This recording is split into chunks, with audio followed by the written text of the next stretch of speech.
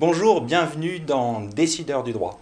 Aujourd'hui, j'ai le plaisir de recevoir Juliette Mel, auteure de la BD Alice au pays du droit, dont le premier tome, Alice prête serment, est sorti en juillet dernier et dont le second tome, Alice au tribunal judiciaire, va sortir le 9 décembre prochain.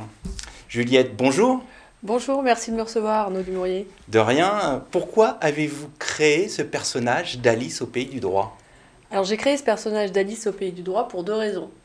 La première, c'était pour apprendre le droit en lisant une BD. Je trouvais que c'était un nouveau mode d'apprentissage qui changeait un petit peu des précis traditionnels écrits en Arial 2 que l'on souligne au stabilo boss de différentes couleurs et en mettant des post-it. Ça me rappelle quelque chose. Je pense que ça rappelle à tout le monde. Et l'idée, donc, c'est de montrer que le droit n'est pas forcément ni austère ni poussiéreux et que apprendre le droit se fait de mille et une façons. On peut apprendre le droit en écoutant une émission de radio, en écoutant vos interviews ou vos reportages télé ou en lisant une BD. Donc ça, c'est, je dirais, l'objectif, la façade. Et le second objectif, c'était de rire et de dresser une satire du milieu des avocats, et particulièrement des milieux des grands cabinets d'avocats, et notamment d'y traiter le rôle de la femme.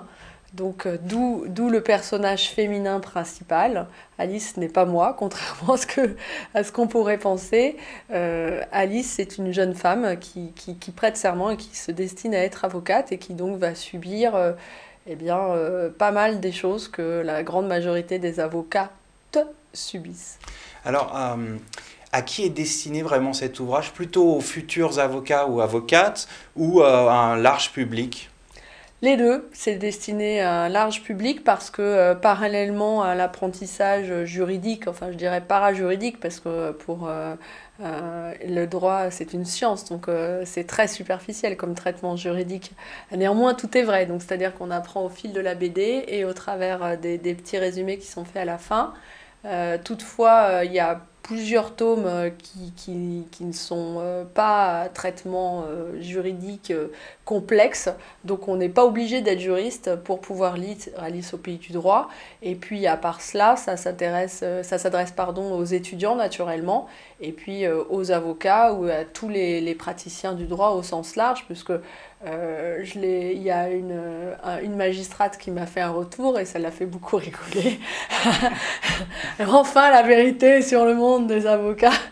Donc, vous voyez, il n'y a pas que les avocats qui sont concernés, mais eux, au moins, ils pourront prendre du recul sur leur propre profession. Alors, justement, vous avez dit enfin la vérité. C'était aussi cette idée de changer l'image de l'avocat. On a souvent l'image de l'avocat pénaliste. Est-ce que c'était aussi de dire, bah non, l'avocat, c'est pas ça? Alors, c'est assez juste parce que c'est vrai que quand vous regardez les classements des avocats dans les revues généralistes, il n'y a quasiment que des pénalistes, à croire que tout le monde fait du droit pénal. Heureusement pour les pénalistes, ce n'est pas le cas, parce qu'on est quand même presque 60 000 en France, donc si on faisait tous du pénal, ça serait grave.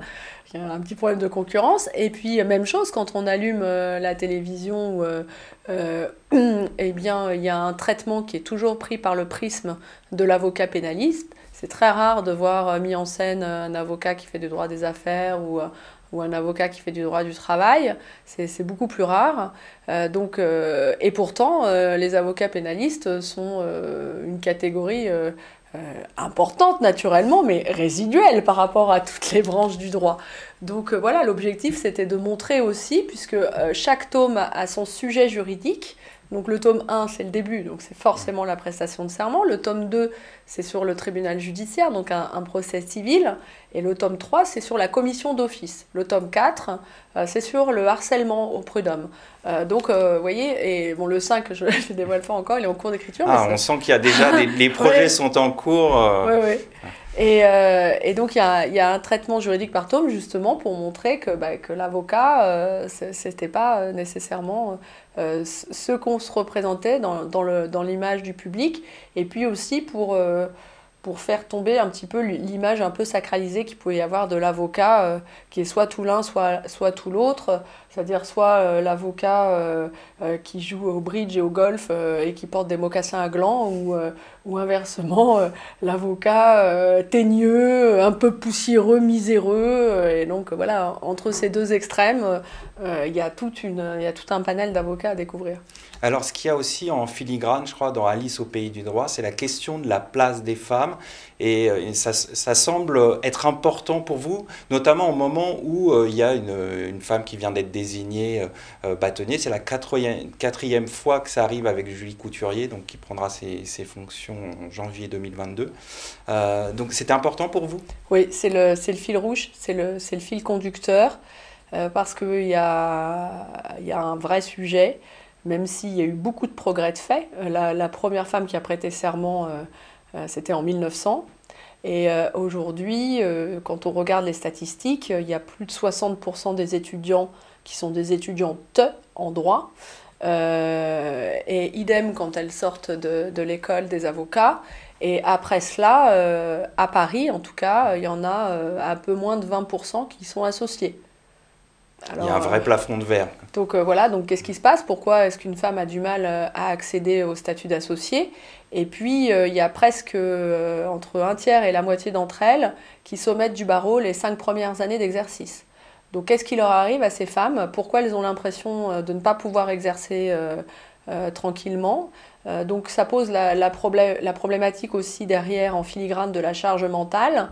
Parce qu'on dit toujours un avocat travaille 12 heures par jour. Donc évidemment, si on fait 12 heures par jour et qu'on s'imagine éventuellement avoir des enfants ou s'adonner à une passion, alors déjà, il manque des heures.